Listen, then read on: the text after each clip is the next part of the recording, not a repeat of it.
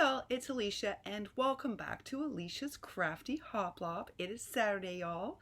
It is Saturday, and to people who are new here to the Hoplop land, you may not know that on Saturdays we try to upload videos that are useful to people who are new to crafting or to folks who are much further along in their journey, but basically videos of things that may or may not prove useful.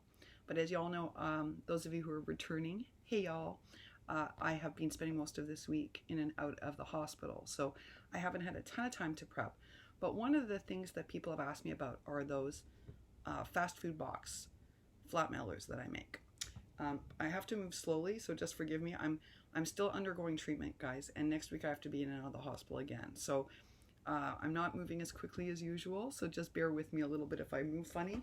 Okay, so basically what happens is, this is a Trader Joe's fast food box. You can use a Lean Cuisine box. It's a little bit thinner.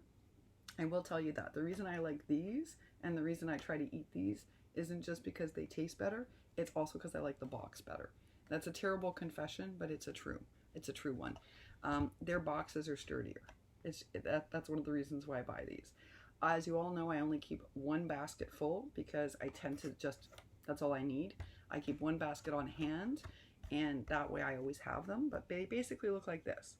Part of the difficulty with a Trader Joe's box is that their dye is what you call a deep tint pigment, so it's harder to cover. It requires more gessoing, but it doesn't really matter, as I'm going to show you. Hold on. Because what happens is, so once you gesso it, I use an artist grade gesso, and that's just because if I didn't, see how you can see through, because it's a deep tint dye, you can see the image through the gesso. If I use just like a Michael's gesso, you would have to do like 3 or 4 coats to even get this much coverage. An artist grade gesso is more money, but if you buy it on sale, like I usually wait till it goes on sale at my art store at the school where I teach, then it works out to be, I guess it's still more expensive. Not that much more, but maybe $5 more. But you end up using less of it, y'all. So in the end, it ends up being less expensive. It's a bigger purchase item. Usually I like Liquitex is one of my favorite brands. It's not the only good brand, but Liquitex is pretty reliable as a brand. I think if you buy Liquitex at a Michael's, it's $15. Use your 50% off coupon. That way, or your 40 when they bring it back, or your 20% off coupon. But you will use less of it. So in the end, it's more economical than buying just like a Michael's brand or a craft brand. That's just a bit of a tip. But the truth is, if you don't mind, it doesn't matter what gesso you use. Basically, you just gesso it. And gessoing just means you're prepping the box so that paint adheres to it. Because all of these are coated. You see? They're coated. I did this on purpose so you would see. Okay, so they're all coated with like a wax coating. And if you don't gesso the box, 1, you're going to need a lot of paint, which is more expensive than gesso, to cover it. And 2, it won't adhere properly. That's why we gesso it. Okay, so this is 1 coat only of my artist grade gesso. So I want to show you that. See how deep toned this orange is? That's hard to cover. And this is 1 coat. If I do 2 coats, it's almost completely covered. But often I don't need to worry about that because when I do these, I then paint them afterwards, or I spray them with like a dilution spray or a Tim Holtz alcohol ink, and then I stamp or I cover it. And this one I'm not stamping. This one, what I'm doing is a whole bunch of different methods. So in advance, I prep, like, this is a collage of tissue paper. So this was different grade tissue papers and tracing papers that I collaged, stamped, and then glued together so that they became 1 sheet. So after I did that, I collage mediumed it using the Tim Holtz collage medium, and I use it because I like the transparency. On this one, I have music paper. I also have, this is a torn page from a scrapbook, and this one I didn't want to distress. I didn't want the brown distressed edging. I wanted the white deckled edge. So you have to make those choices. And then I use some of that amazing lace that Soleil sent me, just a tiny bit for the edges because I really liked it. So how does this go from this to this? Okay, it's really easy, and I'm just going to show you. I'm going to sacrifice this one and gesso it afterwards to show you on camera. There are different scissors that you can use to do this. I'm going to use just like because not all of you have the Tim Holtz scissors, I prefer to use the Tim Holtz scissors because they're the easiest to cut with. But since I now know that so many of you use the Dollar Tree scissors, I'm just going to use a pair of everyday kind of scissors to cut it. Well, they're tonic, so they're better than everyday, but they're not like my Tim Holtz scissors. Okay, so how you convert this box into this book, and you can see it's like a proper book, is the first thing you have to do is you have to cut off these pieces here, just the side pieces, right? So just follow the line. That's basically all you have to do, y'all, is follow the line of the box. This is harder to do on video, and it's also harder to do not using my Tim Holtz scissors. My Tim Holtz scissors, I'm trying to use the scissors you guys would use, and it's much harder. This is why I love my Tim Holtz scissors, y'all. See? See the difference? It's much harder to do this without those scissors. But since you guys don't have those scissors, I wanted to use what you guys would use. Now you see why I like a shorter blade and why I converted to those scissors. Because if I were doing this with my Tim Holtz scissors, I can tell you that this would be done already. Wow, it's been a long time now since I've used a regular scissor. That's the difference, y'all. I'm telling you. Scissors make it. Maybe I should cut the other side using my Tim Holtz scissors so you guys can see the difference. Okay, so you see how that cut out? So now you have almost half a book. You're going to have to cut off this bottom flap, but we're going to do the same thing to the other side now. And don't worry if it's uneven. You can trim it up with your paper trimmer or with your scissors after.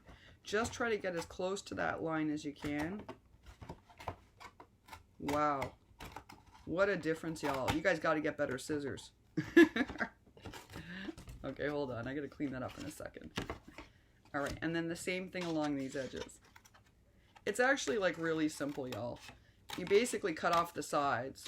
I was like, wow. It has been a long time now since I've had to use regular scissors. I just sent my my newbie proper scissors, and it's because I don't want her struggling like this. Okay, so now you see what we have left. So now it's almost a book, right? See? It's almost a book now. Now all you have to do is cut off these extra flaps. That's it. So you do this. That's one flap cut. Turn it over. I like to bend it because when you gesso, it just gives you the little line that you have to cut. And it keeps it nice and clean, even with these scissors. Alright. So there you have it, folks. That's how you get the book. But I'm going to share something with you. Yes, it's a proper book now. You can see that, right? It's a book cover. See how easy that was to make a book cover? But this spine, as you can see, is a bit flimsy, right? And you know I don't like things to be flimsy. And you'll also notice if you open up the book inside, see here, there's a little bit of a gap. You see that gap? Okay, so for that, I'm going to use this new Barely Art glue. I'm taking my pin out. It's interesting how many of you on We Wishes wanted what they call a topper stopper. You wanted like something like this with the pin, but it has dangles on it so you don't lose your pin for your glue. Do you know that that's one of the items I've been waiting for also from Maymay? But you can make one, y'all. If you can make a dangly charm, or you can make a, if you can make a chunky charm, you can make a stopper topper. They're not that hard. That's all they are. It's a pin with like, it's one of our hoop pins with dangles on it. Okay, so I'm taking the Barely Art glue. What am I doing? See this? This gap? You want to close that because otherwise it's going to lift.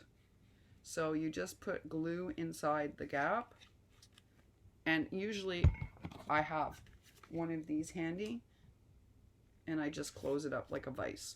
Those are from the dollar store. These. But you can use any clasp as long as it has a coating on the edge to keep it nice and closed. So I close that gap because otherwise when you're making this, it will lift and make your book look messy, and there's no reason for that, right? And just, this is, this glue is not quick grabbing, so I told you all I'd let you know what I thought of this glue. I think it's a good glue. I do think it's a good glue. It's like, I made a bunch of embellishment bases using it last night. I think it's a really good glue, but it's not fast grabbing. And you all know I like a fast grabbing glue. So I don't like it as much as my favorite glue, but it's good. It's a good glue. Fast grabbing means that I don't need as much time to think. I just want it to quickly grab and seal.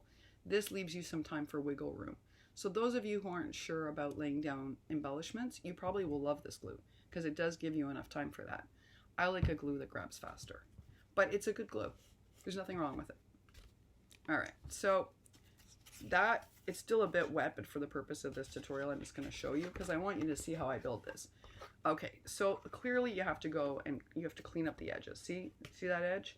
So if I were using my Tim Holtz, that wouldn't have happened, by the way. But now I have to clean up the edges. But I was just explaining to you, yes, this is a book now. But see how this is a bit wonky? Okay.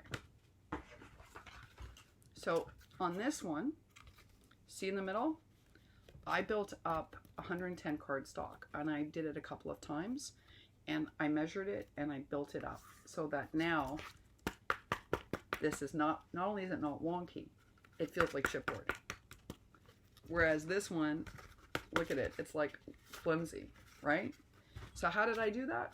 I just went in here into the seam and I built up 110 cardstock, strips of it, 2 or 3, and that's what makes this super sturdy, like a book spine. And then once you start building up the pages inside too, it'll also become thicker. I don't always build the inside up. Like, in other words, I don't always build this part up, because if I'm mailing this overseas, every time you add 110-pound cardstock, you're adding weight to your package. And because these are only meant to be fun packaging, they're not meant to be like, you know, books that you keep forever. I don't want this to add so much weight to my package overseas.